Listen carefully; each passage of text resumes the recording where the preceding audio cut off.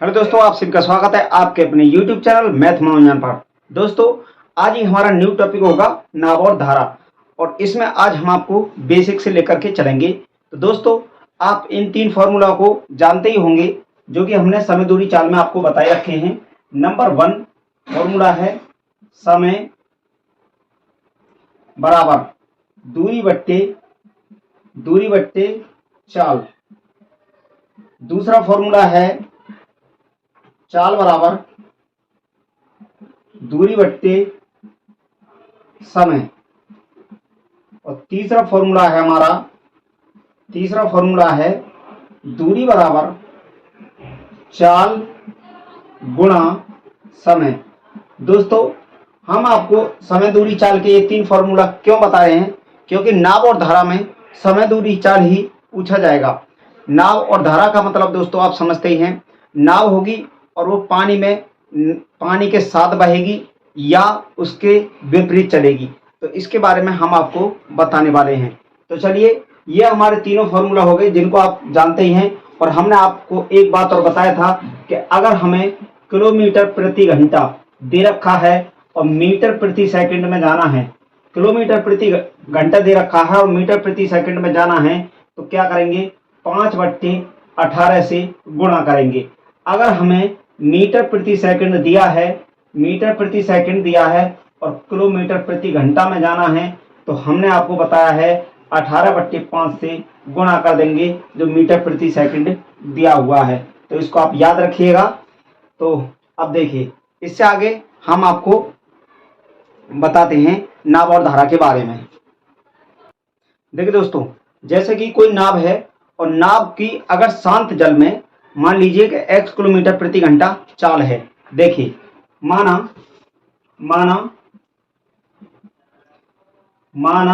शांत जल में नाव की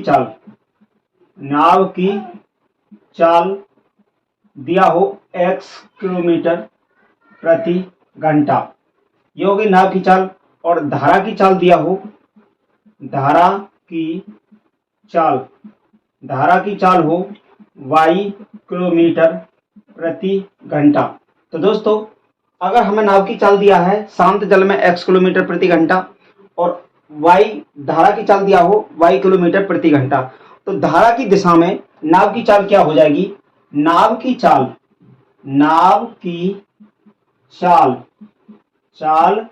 धारा की दिशा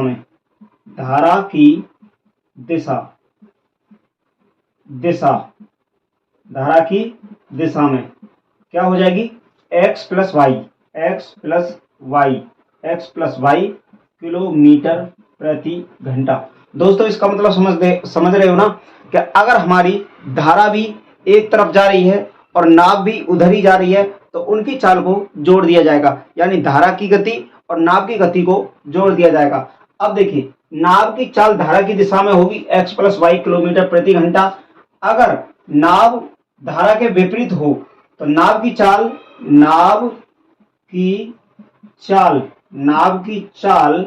धारा के विपरीत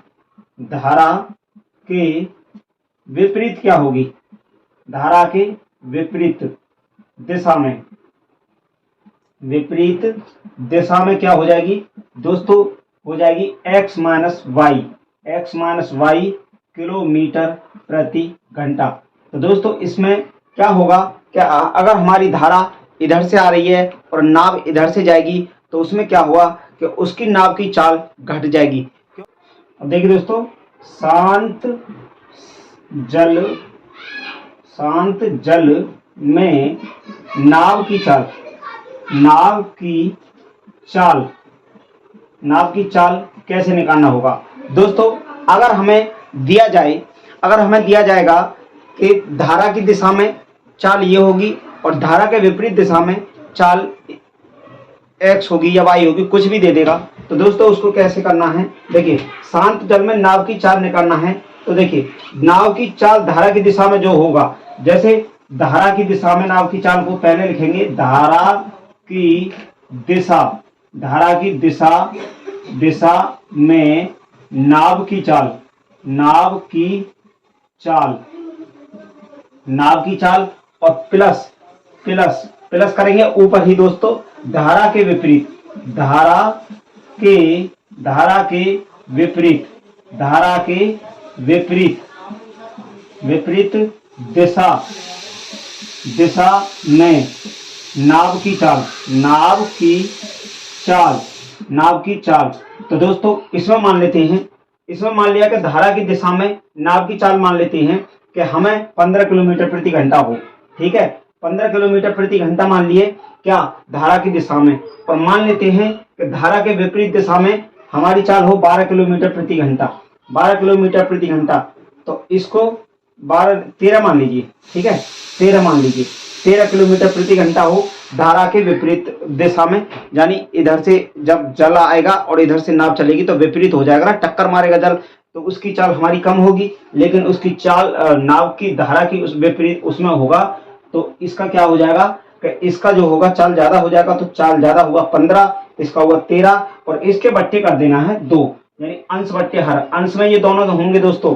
यानी देखिए यहाँ हम बता देते हैं आपको कि 15 जो हुआ धारा की दिशा में नाव की चाल मान लिए, और 13 जो हुआ धारा के विपरीत दिशा में नाव की चाल, और बट्टे करना है 2।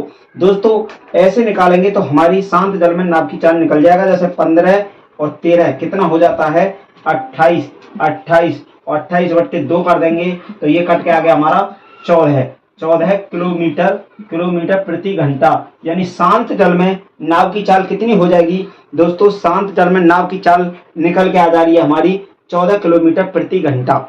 अब देखिए दूसरी कंडीशन क्या होगी। अब दोस्तों इसमें हमसे पूछा जाएगा कि धारा की गति क्या हो जाएगा। ये तो अभी शांत जल में नाव की चाल, ठीक है। अब धारा की गति निकालते हैं, यानी धारा की गति कैसे निकालेंगे दोस्तों। देखिए हमें क्या करना है कि धारा की गति निकालने के लिए धारा की दिशा में नाव की चाल, धारा की दिशा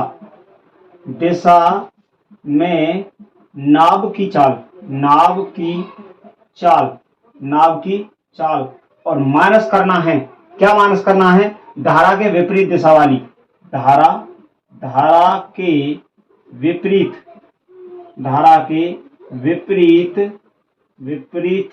दिशा में नाव की चाल। ये दोस्तों हमें ऊपर माइनस कर देना है, और माइनस करने के बाद 2 से कर देना है भाग, 2 से करना है भाग। तो इसमें हमारी धारा की गति निकल जाएगी। देखिए धारा की गति क्या होगा, हमने क्या माना था कि धारा की दिशा में नाव की चाल कितना माना था हमने, 15 किलोमीटर था, तो 15 लिखे 15, और माइनस करना है धारा के विपरीत दिशा में नाव की चाल कितने लिए थे, 13, तो 13 लिए 13। अब यहाँ घटा देते हैं और 2 से लगाते हैं भाग, कितना हुआ, 15 में से 13 गया तो 2, और यहाँ है 2 से 2 कट गया, तो इसका हुआ कितना, 1 बचा, कितना हो गया 1 किलोमीटर प्रति घंटा। यानी दोस्तों धारा की चाल हो जाएगी 1 किलोमीटर प्रति घंटा। अब आप समझ गए होंगे दोस्तों। देखिए धारा की दिशा में नाव की चाल कितना था हमारा, 15 था, ठीक है, 15 था ना, और धारा के विपरीत दिशा में नाव की चाल कितना था, 13 था। अब यहाँ हमारा धारा की चाल कितना हुआ, 1 किलोमीटर हुआ, और यहाँ हमारा क्या आ गया, शांत जल में नाव की चाल कितना आई, 14 किलोमीटर आया ना। शांत जल में हमारी नाव की चाल 14 आ गई। अब जब शांत जल में 14 हुई तो 1 किलोमीटर तो धारा का प्रवाह था, तो कितना चाल हो गया, 15 हो गया ना, 15 निकल के आ गया। देखिए 14 यहाँ था, 1 यहाँ हो गया, तो 15 किलोमीटर प्रति घंटा हो गई धारा की दिशा में। अब धारा की दिशा में 15 हो गई, ठीक है। अब धारा के विपरीत कितना हो जाएगा, विपरीत जानते हैं दोस्तों, जब 14 नाव की चाल है शांत जल में, तो 1 है, वो 1 है इसमें गति धारा की, तो धारा की गति को घटा देंगे, कितना हो जाएगा 13, तो निकल के आ गया ना, आ गया, तो ये हो गए दोस्तों। अब एक बात और जानिए आप, देखिए जैसे कि हमको दिया होगा कोई भी हो सकता है, ए व्यक्ति होगा या एक गाड़ी होगी, वो किसी चाल से जाएगी ए स्थान से बी स्थान तक, ठीक है, किसी भी चाल से ए स्थान से बी स्थान तक जाएगी, और फिर बी स्थान से ए स्थान वापस किसी भी चाल से आ सकती है। अगर ऐसी कंडीशन हो, यानी मान लीजिए कि ये ए से और ये बी ए से बी, ये कोई स्थान है या दूरी हमें पता नहीं है।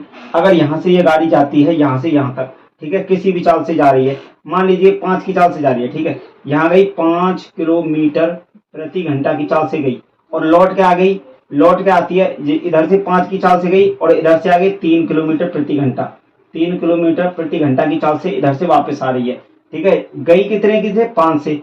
आई कितने की से? 3 से। तो इसमें क्या पूछेगा? आपसे पूछेगा औसत चाल। तो आपसे औसत चाल पूछा जाएगा, ठीक है, औसत चाल।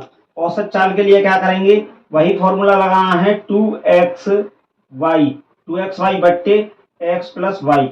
इस फॉर्मूला को लगाएंगे तो हमारा आंसर निकल जाएगा। औसत चाल क्या हो जाएगा? जैसे कि देखिए 2xy है तो 2x क्या मानेंगे दोस्तों? पहली चाल को x माना जाएगा, ठीक है। x कितना है दिया हमें? 5, तो 5 लिखेंगे, गुणा करेंगे और फिर कितना? y 3 की चाल और बट्टे 5 प्लस 3 कर लेंगे, 5 प्लस 3 इसको ही हो गया, ठीक है। अब ये हो गया 2 पंजे 10, अभी रुकिए इसको लिख लीजिए, 2 गुणा 5 गुणा 3 और बट्टे हो गया 8, 2 से काटते हैं 4 बार, 5 दिया हुआ 15, 15 बट्टे 4 किलोमीटर प्रति घंटा, किलोमीटर प्रति घंटा। तो दोस्तों इसका जो औसत चाल आया 15 बट्टे 4 किलोमीटर प्रति घंटा हो गया। तो औसत चाल के लिए हम यही काम करेंगे। तो दोस्तों आज की क्लास में हमने आपको बताया कि इसमें क्या क्या पूछा जाएगा, इसके बाद कुछ नहीं पूछा जाएगा और हो सकता है आगे क्या होगा कि हमें एक्स भी मानना पड़ेगा दोस्तों। अगर हमें 4 नहीं दिया होगा तो एक्स वाई भी क्वेश्चन में मान के निकाल सकते हैं। तो आज की क्लास को यहीं तक रखते हैं और अगली क्लास में हम आपको क्वेश्चंस कराने वाले हैं। तो चलिए दोस्तों मिलते हैं अगली क्लास में। Thank you, best of luck.